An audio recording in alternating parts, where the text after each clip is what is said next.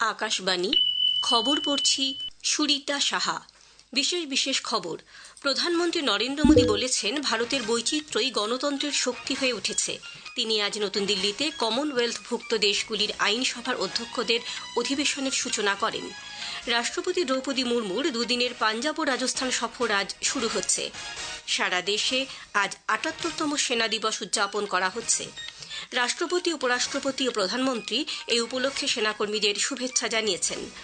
ইরানে নিরাপত্তা পরিস্থিতির আরও অবনতির ফলে ভারত সরকার ফের সেদেশে ভ্রমণ না করার জন্য নাগরিকদের পরামর্শ দিয়েছে।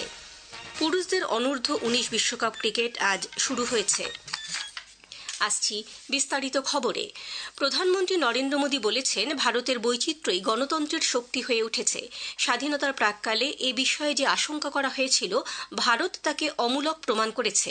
আজ নতুন দিল্লিতে কমনওয়েলথভুক্ত দেশগুলির আইনসভার অধ্যক্ষদের ২৮তম অধিবেশনের সূচনা করে প্রধানমন্ত্রী বলেন, ভারতের মতো বৈচিত্র্যের এই দেশে উন্নয়নের সমস্যা নিয়েও আশঙ্কা ব্যক্ত করা হয়েছিল, কিন্তু সেই আশঙ্কাও অমূলক প্রমাণ করে ভারত বিকাশের শীর্ষে পৌঁছেছে। ये आशंका व्यक्त की गई थी। आज भारत में दुनिया का तीसरा सबसे बड़ा मेट्रो रेल नेटवर्क है। आज भारत दुनिया का सबसे बड़ा मिल्क प्रोड्यूसर है। आज भारत दुनिया का दूसरा सबसे बड़ा राइस प्रोड्यूसर है। फ्रेंड्स, भारत में डेमोक्रेसी का अर्थ लास्ट माइल डिलीवरी है। অধিবেশনে লোকসভার অধ্যক্ষ ওম বিড়লা বলেন, ভারত গণতন্ত্রের মাতৃস্বরূপ। ভারতে দীর্ঘ সময় ধরে সংসদীয় গণতন্ত্রের নতুন ইতিহাস লেখা হয়েছে। सबसे बड़े लोकतंत्र, मदर ऑफ डेमोक्रेसी कहे जाने वाले भारत में लोकतांत्रिक संवाद, सहयोग और साझा मूल्यों को सुदृढ़ करने के उद्देश्य से आज हम यहाँ एकत्रित हुए हैं, जहाँ हम संसदीय लोकतंत्र की सर्वोत्तम प्रथाओं, नई पहलों और अनुभव को साझा करेंगे। ৪২টি কমনওয়েলথভুক্ত দেশের ৬১ জন স্পিকার ও প্রিজাইডিং অফিসার এবং ৪টি আধা স্বায়ত্তশাসিত সংসদের প্রতিনিধিরা এতে অংশ নিচ্ছেন। সম্মেলনে সমসাময়িক বিভিন্ন বিষয় নিয়ে বিস্তারিত আলোচনা হবে। এর মধ্যে রয়েছে সংসদীয় কার্যক্রমে কৃত্রিম বুদ্ধিমত্তার ব্যবহার, সংসদ সদস্যদের ওপর সামাজিক মাধ্যমের প্রভাব প্রভৃতি। প্রধানমন্ত্রী নরেন্দ্র মোদী আগামীকাল নতুন দিল্লিতে ভারতের স্টার্ট আপের এক দশকের অগ্রগতি বিষয়ে এক অনুষ্ঠানে অংশগ্রহণ করবেন। এই অনুষ্ঠানে তিনি বিভিন্ন স্টার্ট আপ সংস্থার প্রতিনিধিদের সঙ্গে আলোচনা করবেন। বিভিন্ন সংস্থার প্রতিনিধিরা ভারতে এক দশকের স্টার্ট আপের অগ্রগতিতে তাঁদের অভিজ্ঞতার কথা জানাবেন। উল্লেখ্য, ২০১৬ সালের জানুয়ারি মাসে প্রধানমন্ত্রী দেশে উদ্ভাবন ও উদ্যোগকে উৎসাহ দিয়ে স্টার্ট আপ কর্মসূচির সূচনা করেন। গত এক দশকে আমাদের দেশে ২ লক্ষেরও বেশি স্টার্ট আপ সংস্থা দেশের অর্থনীতিকে শক্তিশালী করেছে। বৃহন্মুম্বাই নগর নিগম সহ মহারাষ্ট্রে ২৯টি পুর নিগমের নির্বাচনে আজ সকাল থেকে ভোট গ্রহণ চলছে। সকাল ৯:৩০ পর্যন্ত বৃহন্মুম্বাই নগর নিগমে প্রায় ৭% ভোট পড়ার খবর পাওয়া গেছে। নাগপুরেও প্রথম ২ ঘণ্টায় ৭% ভোট পড়েছে। পারভানিতে ৯.২%, অহল্যানগরে ৭.৮৭% এবং জালনায় ৮.২৪% ভোট পড়েছে। সারা রাজ্যে ৮৯৩টি ওয়ার্ডে ৮৬৯টি আসনের জন্য ভোট গ্রহণ করা হচ্ছে। ৩,৪৮,০০,০০০ ভোটদাতা ১৫,৯৩১ জন প্রার্থীর ভাগ্য নির্ধারণ করবেন। বিকেল ৫:৩০ পর্যন্ত চলবে এই ভোট গ্রহণ। আগামীকাল ভোটের ফলাফল জানা যাবে। রাষ্ট্রপতি দ্রৌপদী মুর্মুর দুদিনের পাঞ্জাব ও রাজস্থান সফর আজ শুরু হচ্ছে। অমৃতসরে গুরু নানক দেব বিশ্ববিদ্যালয়ে সুবর্ণ জয়ন্তী সমাবর্তনে তিনি প্রধান অতিথির আসন অলঙ্কৃত করবেন। রাষ্ট্রপতি জলন্ধরের doctor B R. Ambedkar national institute of টেকনোলজির ২১তম সমাবর্তনে আগামীকাল ১,৪৫২ জন ছাত্রছাত্রীকে ডিগ্রি প্রদান করবেন। এছাড়াও রাষ্ট্রপতি উঁচু একটি স্তম্ভে জাতীয় পতাকা উন্মোচন করবেন। সাইবার নিরাপত্তা এবং 5G সংক্রান্ত 2টি উৎকর্ষ কেন্দ্র বা সেন্টার অফ এক্সেলেন্সেরও উদ্বোধন করবেন তিনি।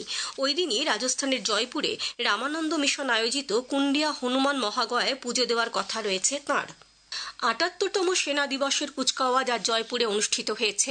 জগৎপুর আর মহল রোডে হাজার হাজার দর্শকের সামনে সেনাবাহিনী তার শৃঙ্খলা, শক্তি এবং আধুনিক সামরিক সক্ষমতা প্রদর্শন করছে। এই অনুষ্ঠানে প্রতিরক্ষামন্ত্রী রাজনাথ সিং, রাজস্থানের মুখ্যমন্ত্রী ভজনলাল শর্মা এবং সেনাপ্রধান জেনারেল উপেন্দ্র দ্বিবেদী উপস্থিত রয়েছেন। এই বছরের অনুষ্ঠানের বিশেষ তাৎপর্য হল, প্রথমবারের জন্য এই কুচকাওয়াজ প্রথামাফিক ক্যান্টনমেন্ট এলাকার বাইরে অনুষ্ঠিত হল। সেনা দিবস উপলক্ষে রাষ্ট্রপতি দ্রৌপদী মুর্মু ও প্রধানমন্ত্রী নরেন্দ্র মোদী আজ ভারতীয় সেনাবাহিনীকে শুভেচ্ছা জানিয়েছেন। সামাজিক মাধ্যমের একটি পোস্টে রাষ্ট্রপতি মুর্মু বলেছেন, ভারতীয় সেনাবাহিনী দেশের ঐক্য, সার্বভৌমত্ব এবং অখণ্ডতা রক্ষায় অবিচল।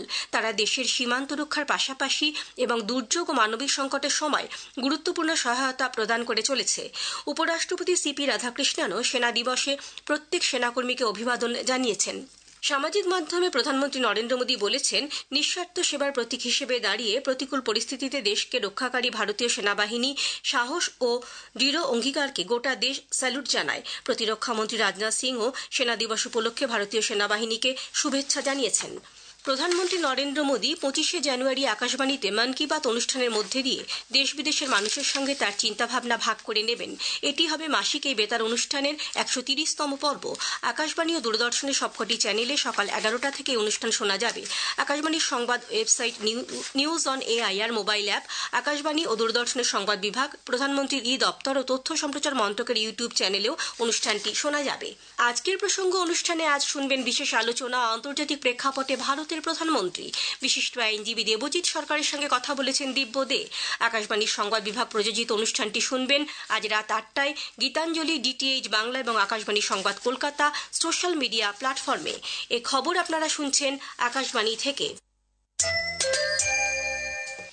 আমাদের সংবাদ শোনা যাবে ইউটিউব চ্যানেল আকাশবাণী সংবাদ বাংলা, ফেসবুক ও ইনস্টাগ্রাম আকাশবাণী সংবাদ কলকাতা এবং এক্স হ্যান্ডেল এআইআর নিউজ কলকাতাতে। ভারত দেশের নাগরিকদের ইরান সফরে না যাওয়ার জন্য পরামর্শ দিয়েছে।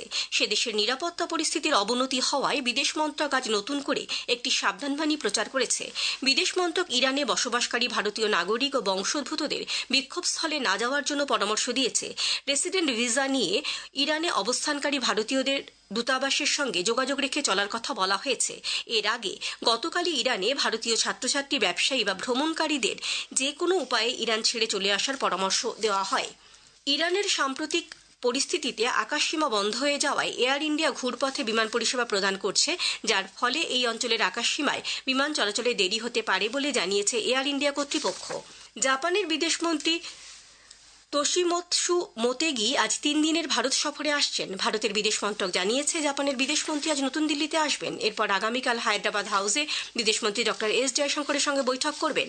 পরে 17 জানুয়ারি শনিবার তিনি দিল্লির রাজঘাট পরিদর্শন করবেন এবং তারপর দিল্লি মেট্রো সফর করবেন। 75টি দেশের নাগরিকদের মার্কিন যুক্তরাষ্ট্রে প্রবেশের জন্য ভিসা অনুমোদনের ওপর অনির্দিষ্টকালীন স্থগিতাদেশ দিল ট্রাম্প প্রশাসন। ডোনাল্ড ট্রাম্প বলেছেন, বিদেশি নাগরিকদের ক্রমাগত ভিসা প্রদান দেশের সুরক্ষা ও কল্যাণমূলক প্রকল্পের যথাযথ বাস্তবায়নে বাধা সৃষ্টি করছে।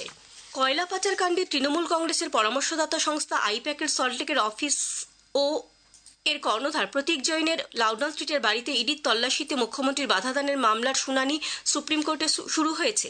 এদিন বিচারপতি প্রশান্ত কুমার মিশ্র ও বিপুল এম পাঞ্চলির বেঞ্চে ইডির তরফে সওয়াল করছেন সলিসিটর জেনারেল তুষার মেহতা। তিনি বলেন, মুখ্যমন্ত্রী মমতা ব্যানার্জি তল্লাশি অভিযানে গিয়ে বাধা দিয়েছেন। কেন্দ্রীয় সংস্কৃতি মন্ত্রী গজেন্দ্র সিং শেখাওয়াত আজ কলকাতায় একাধিক অনুষ্ঠানে যোগ দিচ্ছেন। সকালে পূর্বাঞ্চল সংস্কৃতি পরিষদ ইজেডসিসিতে নবনির্মিত রঙ্গমঞ্চের উদ্বোধনের পর তিনি Maulana Abul Kalam Azad institute of Asian স্টাডিজে একটি বই প্রকাশ অনুষ্ঠানে যোগ দিচ্ছেন। এশিয়াটিক সোসাইটির 243তম প্রতিষ্ঠা দিবসে উদযাপনে অংশ নেবেন তিনি। পুরুষদের অনূর্ধ্ব 19 ক্রিকেট বিশ্বকাপ আজ শুরু হচ্ছে।